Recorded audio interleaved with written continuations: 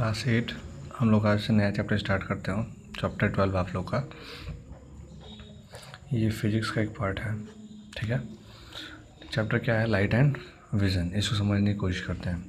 Light, आखिर light होता क्या है? तो लाइट क्या है? लाइट एक प्रकार की एनर्जी है। क्या है?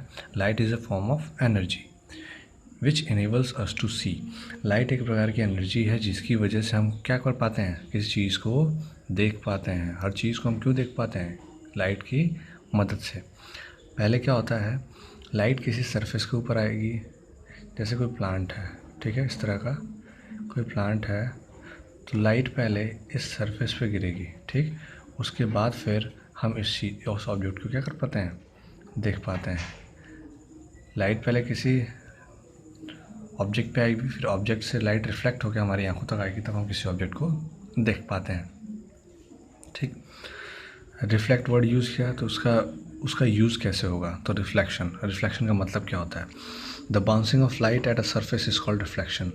जैसे आप किसी बॉल को किसी दीवार पर मारते हो तो वो क्या होती है? बाउंस होती है किसी एक पर्टिकुलर डायरेक्शन में। तो वैसे ही लाइट क्या होती है? किसी स्मूथ सरफेस पे जब डाली जाती है या पड़ती है तो वो भी क्या होती है? सेम बॉल की तरह बाउंस होती है। उसी बाउंसिंग ऑफ लाइट को क्या कहा जाता है? रिफ्लेक्शन कहा जाता है। ठीक, और सभी सरफेस क्या करती हैं? लाइट को रिफ्लेक्ट करती हैं। और रिफ्लेक्शन अब दो प्रकार के होते हैं, एक होता है रेगुलर, एक होता है डिफ्यूज़। रेगुलर रिफ्लेक्शन उसको कहा जाता है सिंपली जो कि लॉज ऑफ रिफ्लेक्शन को फॉलो करे, और डिफ्यूज़ किसको कहा जाता है? जो लॉज ऑफ रिफ्लेक्शन को फॉलो ना करे। देखिए, दो सरफेस हैं, एक स्मूथ सरफेस और ये रफ सरफेस। रफ सरफेस का मतलब उबड़ खाबड़। स्मूथ सरफेस से रिफ्लेक्शन कैसे होगा? रेगुलर होगा। और डिफ्यूज़ पर कैसा होगा? इर्रेगुलर होगा। स्मूथ का एग्जांपल प्लेन मिरर, डिफ्यूज़ का तो कोई भी आप एग्जांपल ले सकते हो, टेबल हो गया, समथिंग, कुछ भी, क्योंकि सारे सरफेस क्या करते हैं? रिफ्लेक्शन दिखाते हैं। तो रेगुलर सरफेस पे कैसा होता है? Reflection in which beam of light falls on a smooth surface and reflected ray are regular and parallel to each other is called regular reflection. Regular reflection में क्या होता है? रेज जो आती हैं ये देखिए वापस पैरेलल जा रही हैं और किसी एक खास पैटर्न में जा रही हैं, तो इसी को रेगुलर रिफ्लेक्शन कहा जाता है। वहीं पर डिफ्यूज़ रिफ्लेक्शन में क्या होता है? इर्रेगुलर सरफेस पर अगर कोई रिफ्लेक्शन हो तो उस रिफ्लेक्शन को डिफ्यूज़ कहा जाता है। देखिए, रेस तो वहीं पैरेलल, लेकिन देखिए रेस तो वहीं पैरेलल, लेकिन ये जो बाउंसिंग बैक हो रहा है वो इस डायरेक्शन में हो रहा है, इस रे का इस डायरेक्शन में, इस रे का इस डायरेक्शन में, तो इर्रेगुलर हो रहा है। एक इसी को डिफ्यूज़ रिफ्लेक्शन कहा जाता है। उसके बाद कुछ टर्म्स हैं जो कि रिफ्लेक्शन से रिलेटेड है। ठीक, ये एक स्मूथ सरफेस मान लिया जाता है, ये एक इंसिडेंट रे है, और इंसिडेंट रे इस पॉइंट से क्या हो रही है? रिफ्लेक्ट हो रही है, तो ये रिफ्लेक्टेड रे। और हम बीच में एक नॉर्मल डालते हैं, उसे क्या कहता है? नॉर्मल।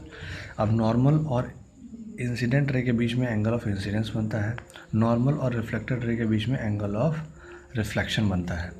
ठीक, तो देखिए मैंने दिखाया है, ए बी क्या है? इंसिडेंट रे है, जो कि लाइट किसी सरफेस पर पड़ रही है।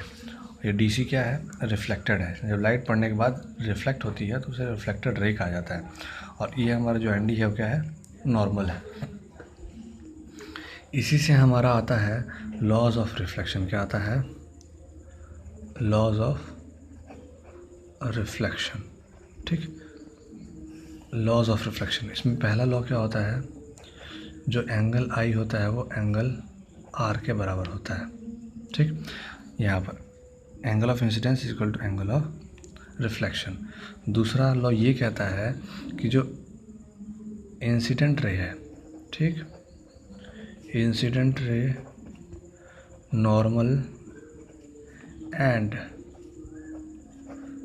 Reflected ray all lie on a same plane, on a same plane।